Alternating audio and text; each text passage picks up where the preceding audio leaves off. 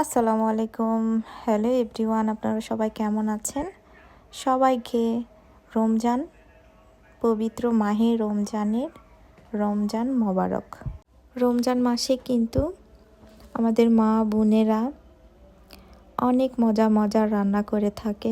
আমিও প্রতিদিনের মতো রান্না করতে লেগে পড়লাম। আমাদের বাসায় সবাই রোজা আছে, শুধু আমার ছেলের রোজা নেই। সেহরির সময় তাকে ডাক না দিলে অনেক মন খারাপ করে। আমি ইচ্ছা করেই ডাক দিই না। আমি মনে করি 2-1 বছর যাক, তখন থেকেই রোজা থাকতে পারবে।